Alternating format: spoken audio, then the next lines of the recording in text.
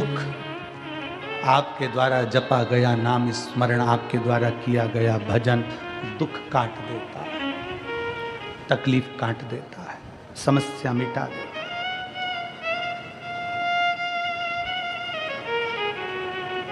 ए मेरी सिरपुर की जीजियों, मेरे सिरपुर के जीजाओं, मेरी माताओं, मेरी बेटियों, बेटाओं, मेरी जीजियों, जब जिंदगी में दुख आए किसी के सामने जाकर मत रो।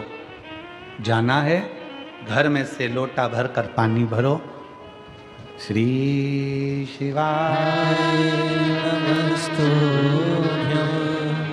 श्री शिवाय नमस्तुभ्यं। एक लोटा पानी घर में से भरो, उस जल को लेकर महादेव के मंदिर में जाओ। जपते जपते अपने दिल की बात बाबा के जल चढ़ाते चढ़ाते कह दो। बहुत ज़्यादा अगर दुख है तो उत्तर की ओर मुख, मतलब जहाँ से जल निकलता है, जलाधारी का जो जल होता है निकलने का स्थान ये उत्तर में होता है। आप दक्षिण में बैठकर या खड़े होकर उत्तर की ओर मुख कर कर एक लोटा जल बाबा को चढ़ाना प्रारंभ करो और अपने दिल की बात बाबा से कहना प्रारंभ करो। और अगर तकलीफ ज़्यादा है, बहुत ज़्यादा समस्याओं में घिरे हो, तो उत्तर की ओर खड़े होकर तो जल चढ़ाओ और उत्तर की ओर से जल चढ़ाने के बाद फिर वापस सामने आ जाओ और जहाँ से जल बहता है उस स्थान पर अपनी 3 उंगली रखकर और हथेली को, जहाँ से पानी नीचे बहकर जाता है उस हथेली को वहाँ रखकर एक बार अपने दिल की बात बाबा से जरूर कहो और वो हथेली को फिर अपने हृदय से लगाकर श्री शिवाय नमस्तुभ्यं, श्री शिवाय नमस्तुभ्यं। अपने हृदय से बाबा को हथेली का स्मरण कराकर, लगाकर, बोलकर फिर उस हथेली को अपने हृदय से लगाए। विश्वास करता है मेरा बाबा 3 महीने भी नहीं लगने देगा और जल्दी से वो कार्य सफल कर। 3 महीने भी नहीं लगने देगा। अब इसमें क्या लगा आपका? केवल एक लोटा। क्या लगा? एक लोटा।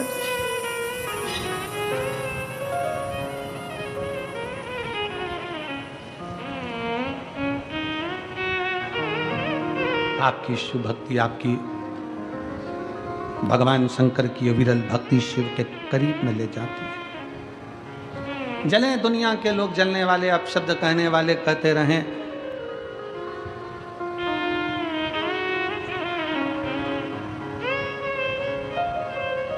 उनका काम है जलना, उनका काम है अपशब्द कहना, कहते रहेंगे। वो कहते हैं ना, तुम जलन बरकरार रखो, जलवा मेरा महादेव बरकरार रखेगा। तुम जलन बरकरार रखो, जलवा मेरा महादेव बरकरार रखेगा। दुनिया जलती रहे, जले, तुम मेरे बाबा को एक लोटा जल पूरी श्रद्धा के साथ, पूर्ण विश्वास के साथ, पूर्ण भरोसे के साथ,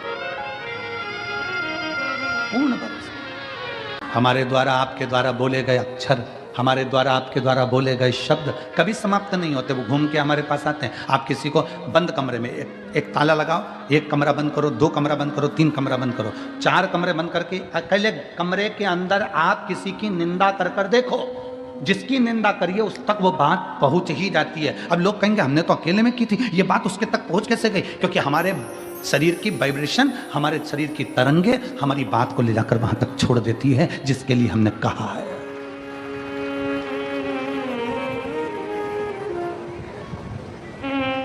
हमारे शरीर की वाइब्रेशन, हमारे शरीर की तरंगे वहां तक ले जाकर छोड़ देती है जिसके लिए हमने अपशब्द कहा। आप किसी को गाली देकर देखो, चलो जाने तो आपका कोई नौकर हो ना, आप अपने घर पे बैठ के नौकर कोई कुछ अपशब्द कह के देख ले, नौकर नहीं है वहाँ पर, परंतु उस नौकर को मालूम पड़ जाएगा कि मेरे सेठ के मुख में, मेरे सेठ ने मेरे लिए कुछ कहा, मेरे सेठ के दिमाग में कुछ चल रहा है। हमारी वाइब्रेशन बता देती है, हमारी तरंगे बता देती है। इसलिए शिव महापुराण की कथा कहती है, अच्छा विचार करिए, अच्छा सोचिए। अगर कोई तुम्हारा दुश्मन है ना, उसके बारे में अच्छा सोचना चालू करो। एक दिन वो दुश्मन तुम्हें सुंदर माला लाकर ना दे, तुम्हारे को गुलाब का फूल लाकर ना दे, तुम्हारे लिए गुलदस्ता लाकर ना दे, तो कहना जो दुश्मन है उसके लिए भी अच्छा सोचना प्रारंभ करो, श्रेष्ठ सोच। बहू सास की दुश्मन नहीं है, सास बहू की दुश्मन नहीं है। अगर बहू की दुश्मन होती सास तो अपनी रकम तुड़वाकर बहू को ना देती शादी के पहले, शादी के समय पर।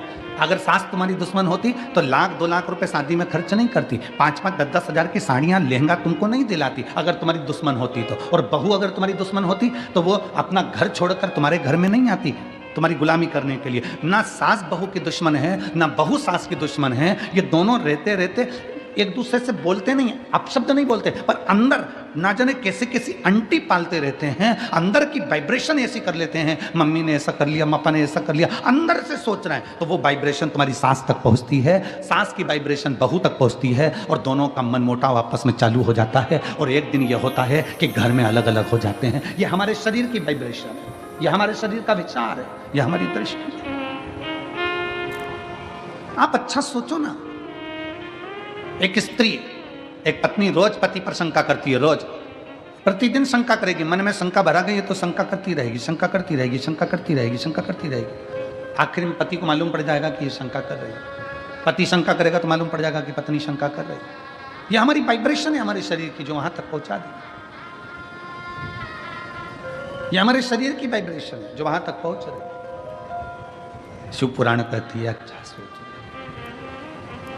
जब हम भगवान का नाम जाप करते हैं तो वो मंत्र टूटता है जब आपस में टकरा कर। तो जितने शिव भक्त यहाँ बैठ कर कथा कर तत्व ग्रहण कर रहे हैं, लाखों शिव भक्त भगवान शंकर की कथा सुन रहे हैं। कोई टीवी के माध्यम से, कोई मोबाइल के माध्यम से कथा सुन रहा है, और जब वो भी मंत्र का जाप करता है तो उसकी वाइब्रेशन उस तक पहुंचती है और उन सब का कल्याण हो जाता है, जो चाहे टीवी पे सुने चाहे मोबाइल पर सुने। श्री शिवाय नमस्तु, श्री शिवाय नमस्तु, सब बोलिए, श्री शिवाय नमस्तु, श्री शिवाय नमस्तु, श्री शिवाय नमस्तु, श्री शिवाय नमस्तु। ये हमारे शरीर की तरंगे हमें वहां तक लेकर जा रही है, हमारे भीतर की तरंगे हमें वहां तक लेकर जा रही है। भगवान दुख नहीं काटता, अगर दुख काटता मेरा भगवान तो दुख ही नहीं देता। भगवान दुख देता है तो भगवान का कार्य है कि वो उस दुख को सहन करने की शक्ति देता है। दुख कौन काटेगा? अब आपको बताना है, दुख कौन काटेगा? आपका जपा गया नाम, आपका चढ़ाया गया एक लोटा जल। आप जो अपना घर छोड़कर परमात्मा के दरवाजे तक जा रहे हो, किसी भूखे को भोजन करा रहे हो, किसी प्यासे को पानी पिला रहे हो, किसी व्यक्ति के दुख की घड़ी में तुम काम आ रहे हो, और एक लोटा जल भगवान शंकर को चढ़ा रहे हो और मुख से श्री शिवाय नमस्तुभ्यम कह रहे हो। तुम्हारा वो सत्कर्म, तुम्हारा वो भजन, तुम्हारा वो नाम जाप, तुम्हारा वो स्मरण तुम्हारे दुख को समाप्त कर देगा, तुम्हारे कष्ट को समाप्त कर देगा। शिव की आराधना, भगवान देवाधिदेव महादेव की साधना, भगवान शंकर का भजन, भगवान शंकर का स्मरण बहुत जरूरी, शिव नाम बहुत जरूरी।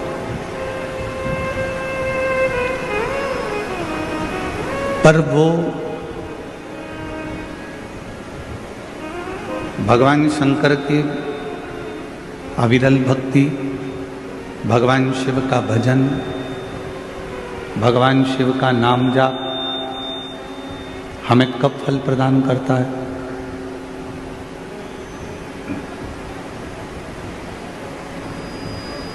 भगवान शिव की अविरल भक्ति हमें कब फल प्रदान करती है?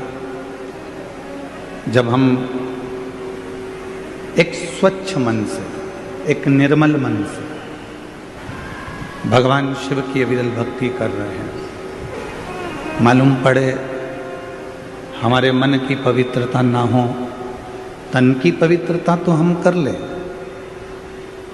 तन तो हमने साबुन से धो लिया, सर्फ लगा लिया, शैम्पू लगा लिया, तो शरीर की पवित्रता तो हो गई।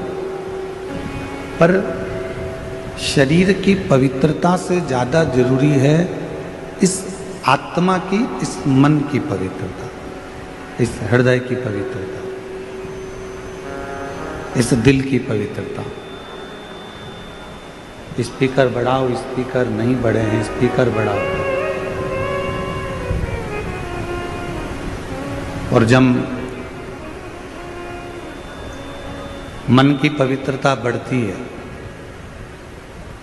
तो भगवान शिव की शरणागति जीव को अवश्य मिलती है। रामचरितमानस में भी यही कहा, निर्मल मन सो मोहि पावा। आपका यदि मन शुद्ध है, मन की पवित्रता है, यदि आपका मन शुद्ध भाव से भगवान देवाधिदेव महादेव का भजन कर रहा है, मन शुद्ध भाव से भगवान शंकर की भक्ति कर रहा है, तो ये निश्चित है कि भगवान देवाधिदेव महादेव करुणा सागर करुणा करते जरूर हैं। मन की पवित्रता से शिव पद की प्राप्ति है।